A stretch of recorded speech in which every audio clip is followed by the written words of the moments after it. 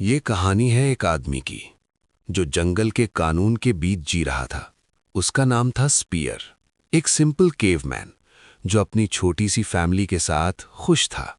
उनकी जिंदगी मुश्किल थी, पर एक दूसरे के साथ होने की वजह से सब ठीक था। लेकिन एक दिन जब स्पीयर शिकार करके वापस लौट रहा था, उसने जो देखा उसने सब कुछ बदल दिया। उसकी फैमिली पर हमला हो चुका था और उसकी आंखों के सामने उसके अपने उससे छीन लिए गए।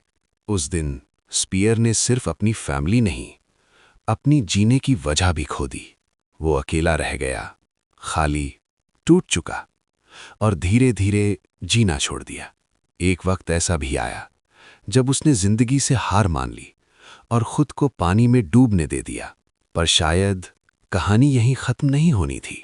इसी जंगल में एक और कहानी चल रही थी। एक डायनासोर, फैंग, जो अपने बच्चों के साथ जी रही थी, प्रोटेक्ट कर रही थी, प्यार कर रही थी। लेकिन किस्मत ने उसे भी नहीं बख्शा। एक ही पल में उसके बच्चे भी उससे छीन लिए गए। अब जंगल में दो जिंदा लाशें थीं, एक इंसान और एक जानवर। दोनों ने सब कुछ खो दिया था। जब स्पीयर और फैंग पहली बार मिले तो उनके बीच सिर्फ डर था और एक दूसरे को मार देने की सोच।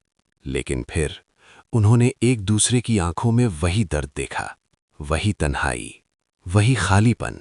जब खतरा वापस आया तो उनके पास एक ही रास्ता था, या तो अलग अलग मर जाओ या साथ मिलकर लड़ो। और उस दिन एक इंसान और एक डायनासोर ने साथ लड़ना चुना। उन्होंने अपने दुश्मनों को हराया और पहली बार अकेला होने का एहसास कम हो गया।